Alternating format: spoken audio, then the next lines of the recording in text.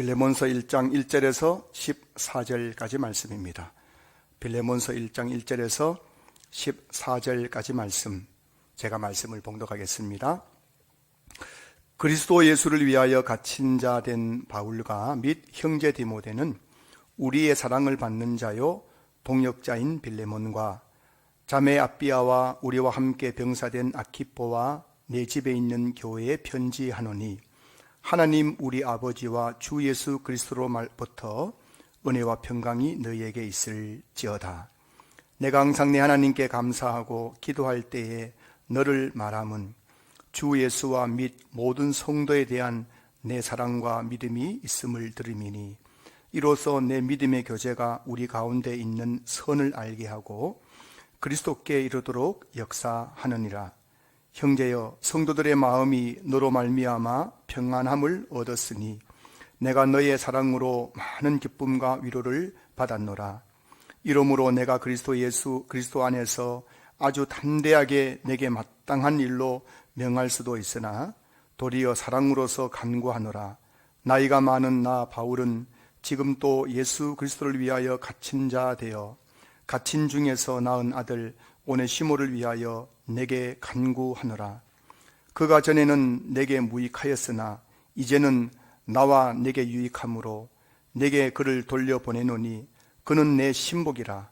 그를 내게 머물러 있게 하여 내 복음을 위하여 갇힌 중에서 내 대신 나를 섬기게 하고자 하나, 다만 내 승낙이 없이는 내가 아무것도 하기를 원하지 아니하노니, 이는 너의 선한 일이 억지가 되지 아니하고 자유로 되게 하려 함이라. 아멘.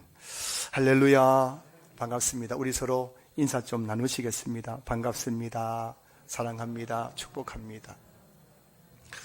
그래요. 사실 우리가 착각할 때가 많죠. 옆에 계신 분에게 인사했다고 생각하지만 사실 인사 안 했을 때가 가는 게 많아요.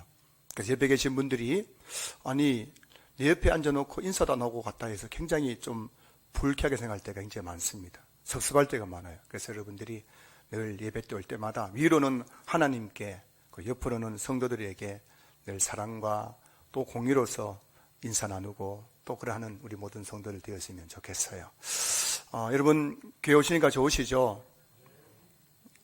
제가 이렇게 목회하면서 깨닫는 것은 우리 인생의 행복이란 것이 과연 무엇일까 생각해 보니까요, 우리 인생의 행복은 교회가 좋은 만큼 행복하더라고요. 이거 정말 잘 생각해 보세요. 내 마음에 교회가 좋은 만큼 내 마음에 행복이 있어요. 교회가 싫으면요 절대 행복할 수 없습니다. 그래서 여러분들이 정말 교회가 좋고 교회 오는 것이 기쁘고 교회 오는 것이 즐겁고 예배 드리는 그 시간이 기다려지는 그런 성도들 되어서, 여러분 교회에 오는 시간은 짧지만은 그 외의 시간은 굉장히 길잖아요. 168시간 중에서 일주일 예배 드리는 시간은 한두 시간입니다. 그러나 그 외의 시간에 내 행복을 결정하는 것은 바로 이 교회 안에서 이루어진 일이라는 것을 기억하시면서 여러분들이 교회를 사랑하고 교회를 또 위해서 기도하시고 늘 교회 오는 것을 즐거워하는 성도들 되어서 여러분 모든 삶들이 이 교회로 말미암아 흘러나오는 그 행복을 누리는 삶 될 수 있기를 주의 이름으로 축복합니다. 신약성경 27권 중에서 가장 짧은 책이 바로 빌레몬서죠. 빌레몬서는 1장으로 되어 있습니다. 1장. 그래서 빌레몬서에는 장수가 없어요. 그냥 1절부터 25절까지 밖에 없죠. 가장 짧은 서신입니다. 빌레몬서는 AD 62년경 바울이 로마 감옥에서 빌레몬에게 보낸 편지입니다. 이 편지의 수신자 빌레몬은 골로새에 사는 아주 부유한 부자 로마 시민이었습니다. 그런데 그가 어느 날 에베소에 가게 됩니다. 그리고 그 에베소에서 복음을 전하는 바울을 만납니다. 그리고 이 빌레몬이 바울을 통해 복음을 듣고 예수님을 믿게 되었습니다. 자, 그리고 나서 그는 다시 자기 집인 골레스로 돌아와서 자기 아내와 아들에게 복음을 전해서 온 가족이 다 예수 믿는 그런 가정이 되었어요. 2절 말씀 보실까요? 자매 아비아와 우리와 함께 병사된 아키포와 내 집에 있는 교회에 편지하노니. 자매 아비아, 빌레몬의 아내입니다. 그리고 우리와 함께 병사된 아키포, 바로 빌레몬의 아들이었죠. 여러분, 오늘 한 사람이 예수 믿음으로 말미암아 그 가정이 예수 믿는 가정이 되었다는 것을 오늘 본문이 우리에게 말씀해 주고 있는 거죠. 저는 여러분의 가정이 여러분 한 사람으로 말미암아 여러분의 모든 가족들이 다 예수 믿는 믿음의 가정이 될 수 있기를 주의 이름으로 축원합니다. 오늘 바울의 편지는 이렇게 시작하죠. 1절 보시면은 그리스도 예수를 위하여 갇힌 자 된 바울과 및 형제 디모데. 사랑하는 여러분, 지금 바울이 갇혀 있습니다. 갇혀 있어요. 갇힌 자 된 바울, 어디에 갇혀 있습니까? 이 빌레몬서에 쓴 장소가 바로 로마예요. 지금 바울이 로마의 감옥에 갇혀 있습니다. 자, 여러분, 바울이 감옥에 갇힌 이유가 무엇일까요? 1절 다시 보면 그리스도 예수를 위하여. 지금 바울이 죄를 지어서 감옥에 갇혀 있는 것이 아니라 그리스도 예수를 위하여 복음을 전하다가 지금 감옥에 갇혀 있다는 것입니다. 오늘 본문에서 바울은 계속해서 자신이 그리스도 예수를 위하여 갇혀 있다고 말하고 있습니다. 9절 보실까요? 나 바울은 지금 또 예수 그리스도를 위하여 갇힌 자 되어. 13절에도 보면은 내 복음을 위하여 갇힌 중에서. 지금 바울은 그리스도 예수를 위해서 갇혔다. 내가 복음을 위해서 갇혔다라고 계속해서 말하고 있는 거예요. 사랑하는 성도 여러분, 바울은 얼마든지 편안한 삶을 살 수가 있었어요. 바울은 로마 시민권자입니다. 미국 시민권자, 요즘 지금 미국 시민권자예요. 미국 사람들이요, 우리나라에 와서 웬만한 죄 지어도 경찰서 안 붙잡혀갑니다. 그만큼 미국 시민권자라는 것은 대단한 거예요. 당시 로마 시민권자였죠. 그 당시에 최상류층이었던 바리새인이었습니다. 바리새인. 거기다가 요즘을 치면은 서울대와 같은 최고 학벌인 가말리엘 문화생 출신이에요. 거기다가 이 바울은 사내들인 공의회원, 지금을 치면은 국회의원이나 장관쯤 되는 그런 높은 고위직에 있었던 사람입니다. 바울은 출세와 성공이 보장되어 있었고 안락한 삶이 보장된 그런 사람이었습니다. 자, 그런데 그 바울이 뭐가 아쉬워서 그리스도 예수를 위해서 복음을 전하다가 지금 감옥에 갇혀 있는 것일까요?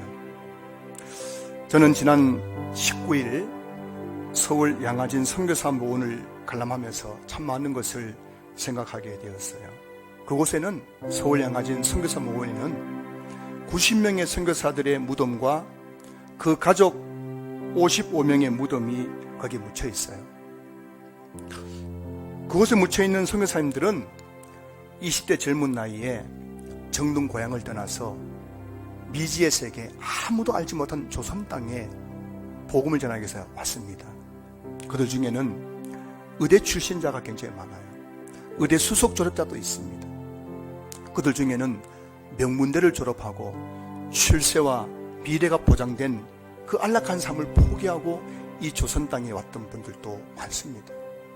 그들은 20대 곧단 나이에 이 조선 땅에 와서 복음을 전하다가 장티푸스와 전염병에 걸려서 이곳에서 고통당하다가 죽었습니다.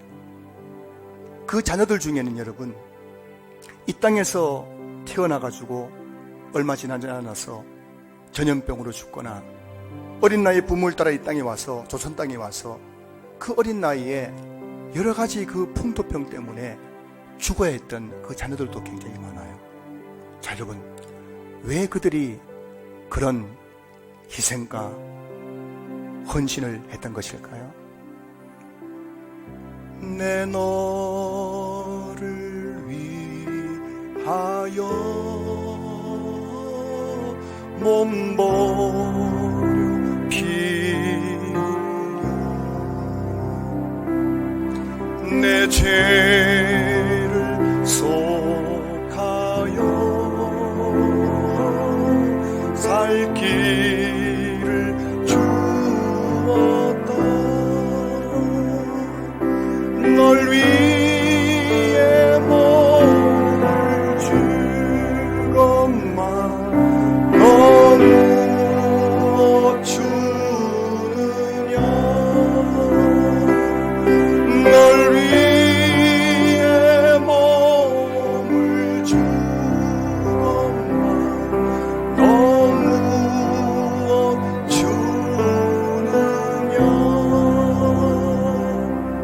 여러분, 바울이 그 좋은 학벌, 신분, 그 모든 직업을 다 포기하고 그리스도 예수를 위해서 복음을 전하다가 감옥에 갇혀 있는 이유, 그리고 이 조선 땅에 그 불같은 20대 젊은 나이에 의사라는 직업을 포기하고 명문대라는 그 보장된 미래를 포기하고 이 땅에 와서 복음을 전하다가 그들이 죽어야 했던 그 이유는 한 가지였죠.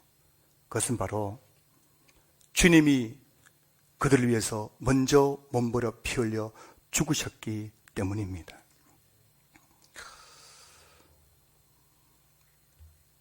오늘 저와 여러분들이 예수를 믿는다는 것은 과연 무엇을 의미할까요?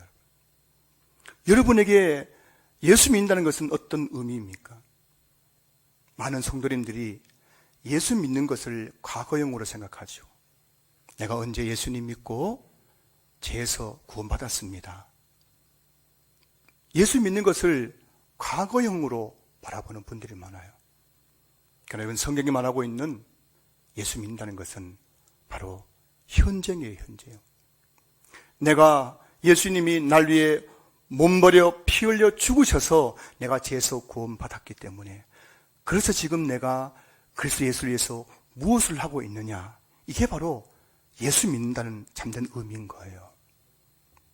주님은 우리를 위해서 몸버려 피 흘려 죽으셨습니다. 자, 그렇다면 지금 나는 그리스도 예수를 위해서 무엇을 하고 있습니까? 자, 오늘 본문에 나오는 이 빌레몬은 바울을 통해서 복음을 듣고 그는 그리스도 예수를 위해서 자기 집을 예수님께 내어드렸습니다. 그래서 그 빌레몬의 집이 바로 교회가 된 것이죠. 2절 말씀 다시 보실까요? 자매 아비아와 우리와 함께 병사된 아키포와 내 집에 있는 교회에 편지하노니. 여러분, 빌레몬 이 한 사람이 예수를 믿었을 때 그 가정이 다 예수 믿는 믿음의 가정이 되었을 뿐만 아니라 빌레몬은 주님이 날 위해서 몸버려 피 흘려 죽으셨기 때문에 이제 내가 그 예수님 믿음으로 말하면 내가 그리스도에서 무엇을 할 것인가 고민하다가 자기 집을 주님께 드렸습니다. 그리고 그 집이 바로 교회가 되었던 것입니다. 사랑하는 성도 여러분,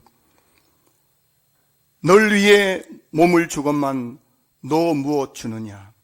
널 위해 몸을 주건만 너 무엇 주느냐? 오늘 주님은 우리를 위하여 하늘 보좌를 포기하고 이 땅에 오셨지요. 그리고 우리를 위해서 십자가에 몸버려 피 흘려 죽으셨지요. 그 주님이 우리에게 묻고 계십니다. 널 위해 몸을 주건만 너 무엇 주느냐? 오늘 이 예배 가운데 저와 여러분들이 이 주님의 물음 앞에 답을 하는 시간 되었으면 좋겠어요. 널 위해 몸을 주건만 너 무엇 주느냐? 이 물음 앞에 바울은 자신에게 유익했던 그 모든 것들을 배설물처럼 버리고 그리스도 예수를 위해서 갇힌 자가 되었습니다. 이 땅에 왔던 수많은 선교사들, 의사라는 직업을 포기하고 명문대라는 그 학벌을 포기하고 이 땅에 와서 이때 그 꽃다운 나이에 장티푸스에 말라리아에 걸려서 그들은 죽었습니다. 오늘 저와 여러분들은 이 좋은 시절에 그리스도께서 우리를 위해서 몸버려 피 흘려 죽으심으로 다시금 죄에서 살아났는데, 자, 그렇다면 지금 우리는 그리스도를 위해서 무엇을 하고 있는가? 다시 한번 생각하는 시간 될 수 있기를 주로 축복합니다. 자, 여러분, 오늘 본문에 나오는 이 빌레몬은 어떤 사람입니까? 빌레몬은 예수를 믿고 나서 어떤 사람이 되었습니까? 7절 보시면은 형제여 성도들의 마음이 너로 말미암아 평안함을 얻었으니 내가 너의 사랑으로 많은 기쁨과 위로를 받았노라. 빌레몬은 어떤 사람이 되었느냐? 예수 믿고 나서 빌레몬은 성도들의 마음을 편안하게 해주는 사람이 되었어요. 성도들이 빌레몬과 함께 있으면은 마음이 평안해졌다는 겁니다. 여러분, 교회 안에는 두 종류의 사람이 있죠. 그 사람과 함께 있으면은 마음이 편안해지는 사람이 있고, 그 사람과 함께 있으면 마음이 불편해지는 사람이 있죠. 자, 여러분은 어떤 분이십니까? 여러분들은 다른 사람의 마음을 편안하게 해주는 사람입니까? 아니면은 내하고 있기만 하면 사람들이 불안해서 어쩔 줄 몰라하는 그런 사람이십니까? 다른 사람의 마음을 편안하게 해주는 것, 이게 바로 성령의 열매이지요.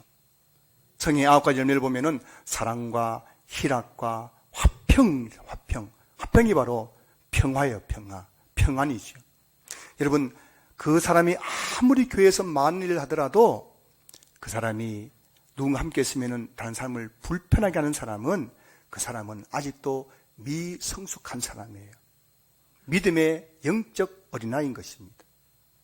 하지만 그 사람이 별로 교회에서 많은 일을 하지 않은 것 같아도 그 사람과 함께 있기만 하면은 마음이 편안해지게 하는 사람들은 바로 성령의 열매, 믿음의 열매, 바로 믿음이 성숙한 사람인 거예요. 저는 여기는 우리 모든 성도님들이 정말 성령의 그 열매인 화평의 열매를 맺어서 어디에 가든지 다른 사람의 마음을 평안하게 해주는 그런 빌레몬 같은 성도를 될 수 있기를 주로 축복합니다. 오늘 이 바울이 빌몬에게 편지를 보낸 이유는 바로 오네시모라는 사람 때문이에요. 오늘 본문에 보면 오네시모가 나오는데 이 오네시모가 어떤 사람이냐면은 오네시모는 빌레몬의 종이었습니다. 당시 종이라는 것은 바로 노예였죠, 노예. 그래서 이 종이라는 헬라가 듀로스라는데 이 듀로스라는 뜻의 의미는 바로 노예라는 거예요, 노예.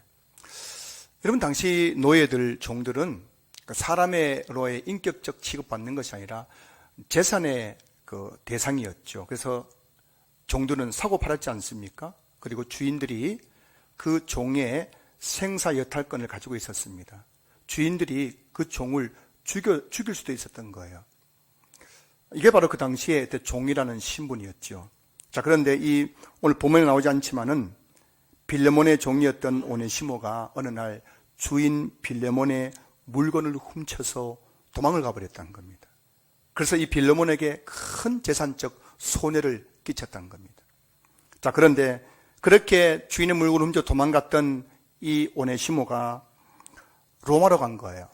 그리고 그 로마에서 바울을 만나게 되었습니다. 자, 그래서 그 바울을 통해서 복음을 듣고 종이었습니다. 주인의 물건을 훔쳐 도망갔던 절도범이었는데 이 오네시모가 예수님을 믿고 영접하게 된 겁니다. 자, 오늘 본문 10절 말씀 보시면은 갇힌 중에서 낳은 아들 오네시모를 위하여 내게 간구하노라. 갇힌 중에서 낳은 아들 오네시모. 무슨 말씀이에요? 바울이 로마 감옥에 갇혀 있을 때 이 오네시모를 만났습니다. 그리고 그에게 복음 전해서 그가 바울을 통해서 예수 믿고 구원받게 되었다는 것입니다. 사랑하는 성도 여러분, 한때는 종이었습니다. 주인의 물건을 훔쳐서 도망갔던 절도범이었죠. 그런 오네시모가 복음을 듣고 예수님을 영접하고 나자 어떤 사람으로 변했을까요? 11절 말씀 보세요. 그가 전에는 내게 무익하였으나 이제는 나와 내게 유익함으로. 그리고 12절 내게 그를 돌려보내노니 그는 내 신복이라. 여러분 생각해 보십시오. 당시에 노예라는 것은 소망이 없는 그런 사람 아닙니까? 한평생 그냥 주인의 일을 하다가 죽어야 될 운명적인 그 신분을 가지고 있는 것이 노예였죠. 노예였습니다. 그리고 주인의 물건을 훔쳐서 도망간 절도범이었습니다. 붙잡히기만 하면 십자가에 달려서 죽을 수밖에 없는 그런 신세였습니다. 그런 오네시모가 예수님을 믿고 나자 어떤 사람으로 바뀌었다고요? 전에는 내게 무익하였으나 이제는 나와 내게 유익함으로. 그렇게 무익했던 종이었습니다. 절도범이었던 이 오네시모가 그 무익했던 사람이 예수님 믿고 나자 지금은 나와 너에게 유익한 사람으로 바뀌었다는 것입니다. 자, 그리고 그는 내 신복이라. 이 오네시모는 바울의 신복이 되었어요. 신복이라는 헬러 단어의 의미가 뭐냐면 바로 심장이건 심장. 몸에서 제일 중요한 장기가 심장 아닙니까? 그만큼 중요하고 소중하다는 것이죠. 지금 오네시모는 바울에게 심장과 같이 소중한 사람이 되었다는 것을 말씀하고 있는 거예요. 여러분, 오늘 이 본문 속에 나오는 오네시모라는 인물을 한번 생각해 보십시오. 그가 예수님을 바울을 통해서 예수님을 만나기 전에 오네시모와 예수님을 만난 이후의 오네시모, 전에는 무익한 사람이었습니다. 종이었습니다. 주인의 물건을 훔치고 도망간 절도범이었습니다. 그러나 예수 믿고 나자 그는 유익한 사람은 바뀌었고 그 위대한 사도 바울의 심장과 같은 동력자가 되었다는 것입니다. 고린도후서 5장 17절 말씀 보시면은 그런즉 누구든지 그리스도 예수 안에 있으면 새로운 피조물이라 이전 것은 지나갔으니 보라 새 것이 되었도다. 사랑하는 성도 여러분, 누구든지 그리스도 안에 있으면 새로운 피조물이 되는 줄로 믿습니다. 누구든지 그리스도 안에 있으면 종이었습니까? 노예였습니까? 절도범이었습니까? 누구든지 그리스도 안에 있으면 새로운 피조물이 되는 거예요. 이전 것은 다 지나간 것입니다. 하나님이 기억지 않는 거예요. 새 것이 된 것입니다. 오늘 이곳에 계신 우리 모든 성도님들이 이 예배를 드리면서 여러분이 어떤 존재인지를 다시 한번 기억할 수 있기를 주님으로 축복합니다. 너무나 많은 성도님들이 과거에 발목이 묶여 있어서 그 과거 때문에 불행과 고통스러운 삶을 살아가는 분이 너무나 많아요. 여러분, 여러분의 과거는 다 지나갔습니다. 주님은 여러분의 과거를 묻지 않습니다. 주님은 예수 그리스도로 말미암아 여러분들이 새로운 피조물로 새 것으로 만들어 주신 줄로 믿습니다. 오늘 과거에 묶여있는 모든 성도들이 예수 그리스도의 십자가의 보혈의 능력으로 그 과거의 결박을 끊어버릴 수 있기를 주님을 축복합니다. 예수 믿는 그때부터 여러분 우리는 새로운 피조물인 거예요. 서울 양가진 선교사 모여원에 가면은 무호 선교사의 무덤이 있습니다. 이 무호 선교사의 그 묘비명에는 이런 글이 적혀 있어요. 백정전도의 개척자이자 백정해방운동의 조력자라고 새겨져 있습니다. 조선시대 백정은 가장 천민 계층에 해당되지 않습니까? 사람 취급받지 못했지요. 그런 백정에게 복음을 전했던 선교사가 바로 무호 선교사입니다. 무호 선교사는 미국의 맥코믹 신학교를 졸업하고 20대 그 젊은 나이에 우리나라에 들어와서 1892년에 조선에 들어와서 그 서울에서 학교를 세워서 아이들을 가르치면서 복음을 전했어요. 그래서 이곳에 와가지고 학교를 세우고 그 학생들을 모아서 가르치는데 그 학생들이 주로 천민계층에 속한 아이들이었죠. 그 학생 중에 한 명이 바로 백정의 아들이 있었습니다. 어느 날 그 백정의 아들이 무호 선교사에게 찾아왔습니다. 울면서 말합니다. 선교사님, 우리 아버지가 지금 죽어가고 있어요. 그래서 달려갔더니만 장티푸스에 걸려서 그 백정이 죽어가고 있는 거예요. 자, 그 소식을 듣고 그러자 이 무호 선교사가 당시 고종의 주치였던 에비슨 선교사에게 연락을 합니다. 그리고 에비슨 선교사에게 지금 내가 가르치는 학생의 아버지가 백정인데 장티푸스에 걸려서 죽어가고 있습니다. 와서 그를 좀 고쳐주십시오라고 부탁을 했습니다. 여러분, 왕의 주치, 시가 가장 천민인 백정에게 와서 그 병을 고쳐준다는 게 말이 되겠습니까?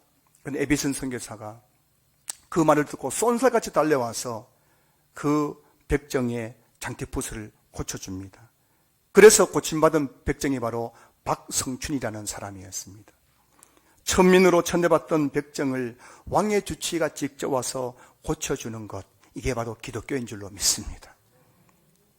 여러분, 기독교는 그리스도 예수 안에서 남녀노소 빈부귀천이 동등하고 평등한 곳이 바로 기독교 교회 공동체인 줄로 믿습니다. 여러분들이 정말 그리스도 예수를 믿는다면 여러분들은 여기 계신 우리 모든 성도들을 공평하고 동등하고 평등하게 바라봐야 될 줄로 믿습니다. 왜냐하면 우리는 그리스도 예수로 말미암아 하나님의 자녀들이 되었기 때문입니다. 자, 그래서 이 일을 계기로 백정 박성춘 얼마나 감사하겠어요. 왕의 주치의가 백정에게 와서 내 병을 고쳐주신 너무나 감사해서 그때부터 이 무호 선교사가 세운 곤당골 교회에 출석하게 됩니다. 이 곤당골 교회가 나중에 서울의 성동교회가 되죠. 그리고 이 백정 박성춘은 무호 선교사와 함께 당시 사회적으로 차별을 받던 백정들을 전도한 일에 두 사람이 동력을 했습니다. 그래서 그 곤당골 교회는 주로 누가 등록했단 말입니까? 백정들이 등록해요. 백정들이. 여러분, 교회에 부자가 많이 등록해야 교회가 잘 되겠어요? 백정이만에 등록하면 교회가 잘 되겠어요. 근데 곤단권 교회는 양반은 조금 있고 모든 성도들이 뭐라고요? 백정들이 등록해 오는 교회 되었어요. 우리 교회도 그런 교회 될 수 있기를 주님 축복합니다. 제가 목사로서 비말라는 소리가 아니라 정말 우리 가운데 우리 주변에 소외된 분들, 약자 되신 분들, 어려운 분들이 우리 교회에 와서 정말 예수님 만나서 새로운 삶을 살아갈 수 있는 그런 교회가 되었으면 좋겠습니다. 10월 13일 천국복음 축제에도 백정 박성춘 같은 분이 우리 교회에 와서 복음을 듣고 눈물 흘리며 회개하고 예수님을 영접한 역사가 이루어지는 그런 구원의 감격이 있는 교회가 될 수 있도록 여러분 기도해 주시길 주님 부탁드립니다. 그리고 여러분 그렇게 무호 선교사와 백정 박성춘이 서울 골목골목을 돌아가면서 백정들을 전도했습니다. 그리고 이후에 이 백정 박성춘은 그 곤단골 교회의 장로님이 되었습니다. 자, 그리고 그 박성춘의 아들 박서양이 그 무호 선교사의 그 학교에 공부했었는데 그 무호 선교사 보니까는 백정의 아들이었지만 아주 똘똘한 거예요. 그래서 이 무호 선교사가 박성춘의 아들 박서양을 에비슨 선교사가 세운 재중원 의학교, 지금의 세브란스 병원이죠. 거기에 추천해가지고 이 백정의 아들이 의대에 들어가서 공부해서 나중에 훌륭한 의사가 되었다는 것입니다. 당시 백정의 아들은 운명적으로 백정이 될 수밖에 없었어요. 이런 백정의 아들에게는 신분을 출세라는 것이 없었지요. 왜냐하면 백정이기 때문에, 아버지가 백정이기 때문에 나도 백정밖에 할 게 없는 것이었습니다. 자, 그런데 그 백정의 아들이 예수님 믿고 의대에 가서 의사가 되었다는 겁니다. 백정이 예수 믿고 교회 장로가 되었다는 것입니다. 할렐루야. 이게 바로 교회인 줄로 믿습니다. 교회에 처음 나올 때는 백정일 수 있고 백정의 아들 수 있지만은 그가 예수님을 믿고 나면은 그가 장로가 되고 의사가 되는 것이 바로 교회인 줄로 믿습니다. 과연 누가 여러분 백정 박성춘이 곤단골 교회 장로가 될 것이라고 상상이나 했겠습니까? 쌍놈 주제에, 천민 주제에 손가락질 당했던 그 박성춘이 어떻게 장로가 되겠습니까? 그의 아들이 어떻게 여러분 의사가 되어서 수많은 사람들의 생명을 구원하는 그 일을 하게 되었겠습니까? 상상이나 했겠습니까? 그러나 예수를 믿으면 아무도 상상할 수 없는 일들이 일어나게 될 줄로 믿습니다. 오늘 본문을 기록한 바울을 보십시오. 예수님을 믿기 전에는 죄인 중에 개수였습니다. 교회를 잔멸하고 예수 믿는 사람을 잡아오게 가두고 스데반 집사님을 돌로 쳐 죽인 일에 앞장을 섰고, 당시 예수님의 그 제자들도 바울이라는 이름만 들어도 벌벌벌 떨 만큼 그렇게 무서운 존재였지만, 그가 사도행전 9장 다메섹 도상에서 예수를 만난 이후 그는 변화되었습니다. 새로운 피조물이 되었습니다. 하나님 안에서 무익했던 그 바울이 하나님 복음을 위해서 유익한 자가 되었고 그리스도 예수를 위해서 갇힌 자가 되었던 것입니다. 하나님이 고치지 못할 사람은 없다라는 책이 있죠. 교도소에서 오랫동안 그런 일을 했던 어느 장로님이 쓴 책입니다. 교도소에 가면은 흉악한 죄수들이 많지 않습니까? 막가파, 또 무슨 그 아주 흉악한 죄인들, 사람의 인육을 구워 먹는 그런 사람들, 인간이 아니죠. 도무지 변화될 수 없을 것 같은 그 흉악한 죄수들이 예수님의 복음을 듣고 그들이 꼬꾸라지고 변화되어서 예수 믿는 모습 보면서 쓴 책이 뭐라고요? 하나님이 고치지 못할 사람은 없다라는 거예요. 여러분, 하나님이 고치지 못할 사람은 없는 줄로 믿습니다. 여러분의 가족들 포기하지 마십시오. 여러분 자녀들 포기하지 마십시오. 여러분 남편도 포기하지 마세요. 여러분 누구든지 지금은 소망이 없는 자리에 있다 할지라도, 지금은 모든 사람들이 안 된다 하는 자리에 있다 할지라도 그 사람에게 예수 그리스도의 복음만 전파되면은 그도 변하여서 박준영처럼 장로가 되고 박서양처럼 의사가 된 역사들이 이루어지게 될 줄로 믿습니다. 제가 고등학교 2학년 때 어느 날 버스를 타고 학교에 가는데 제 옆에 있던 1년 후배가 제게 이런 말을 했죠. 형 부모님이 형 포기했다면서? 이렇게. 이게 무슨 날벼락 같은 소리입니까? 아니 아침에 학교 가는데 형 부모님이 형 포기했다면서? 야, 그게 무슨 말이야? 물었더니 이 자초지종을 설명해 주는데, 저희 누나하고 그 후배 누나가 친구예요. 아주 친한 친구였는데 어느 날 저희 누나가 그 자기 친구에게 이런 이야기 했던 겁니다. 경훈이 때문에 걱정이 태산이야. 경훈이 때문에 집안에 지금 난리법석이야. 우리 부모님이 경훈이를 포기했어. 막 이런 말을 했다는 거예요. 그 말 듣고 제 후배가 저인데 그 고자질 한 거예요. 형 부모님이 형 포기했다면서. 여러분, 저는 고등학교 때 부모가 포기했던 사람이었습니다. 부모에게 무익한 아들이었습니다. 자, 그렇게 부모에게 무익한 아들, 부모가 포기했던 그 아들이 어느 날 예수님을 인격적으로 만났습니다. 그래서 그가 목사가 되었어요. 그가 부모님에게 복음 전해서 예수 믿고 천국 가겠습니다. 그리고 부모님이 인생의 마지막 순간 가장 힘든 때에 그 부모님 곁에서 부모님을 가장 위로한 아들이 되었던 거예요. 한때는 부모에게 무익한 아들, 포기했던 아들이 예수님을 만나고 나자 부모에게 유익한 아들, 부모에게 가장 위로를 준 아들로 바뀌게 된 것이에요. 그래서 저는 깨달았습니다. 그럼 따라 해보십시오. 부모가 포기한 자식은 있어도 하나님이 포기한 자식은 없다. 다시 볼까요? 부모가 포기한 자식은 있어도 하나님이 포기한 자식은 없다. 여러분도 포기한 자식 있으시죠? 저놈은 이제 소망이 없어. 저놈은 이제 인간 구실을 못할 거야. 여러분, 그 자녀가 예수님을 만나기만 하면 그 자녀는 여러분에게 유익한 자녀가 될 줄로 믿습니다. 그래서 저는 우리 아이들 보면서 막 희망이 있어요. 기대감이 너무 커요. 혹시 목사님 아들이 뭐 전교 1등 하나? 아니요.